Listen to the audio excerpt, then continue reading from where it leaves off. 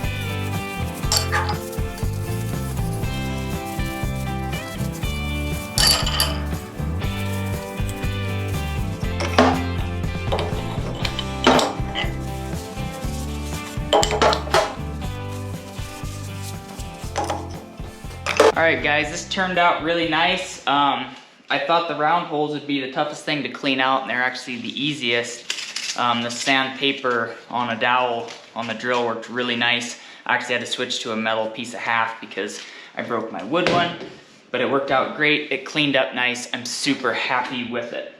The top tools, I did really short handles because they're old hammer handles I had laying around. I just used them. I will probably do nicer handles on them this winter when I have time. So, seems like I'm forgetting something. Oh, my very haunting story. So, as a young man, a little kid, my dad had a custom haying business and we hayed for this ranch. And out behind their shop were two massive Swage blocks. And I'm guessing they were probably around 200-300 pound ones. They were way bigger than this one, and they were immaculate. And I even worked there through my early 20s, working as a cowboy for the ranch. So I got a lot of good looks at them, and I was always fascinated by them. I didn't know what they were, but I thought they were so cool. Well, I go off to shoeing school, get into the blacksmith world, and I learn what they are, and I'm like, oh, I'm gonna get me some Swage blocks. So I go back, I'm shoeing horses for the place, I walk out behind their barn to look at these Swage blocks again, and they're gone. And so I'm like, oh, I bet you somebody used them for a weight to tie down a fence and a coulee somewhere, right? So I asked the guy, I says, hey, where are those Swage blocks at? He's like, what? I was like, those big blocks with all the impressions around the edge, you know? And he goes, oh, yeah. Had the scrap guys come out like 2 years ago and hauled all that stuff off. So I'll take a moment to just shed a tear. So, very sad story. I let them slip through my fingers. I'm not gonna let this one slip through my fingers. So I was happy to get this one.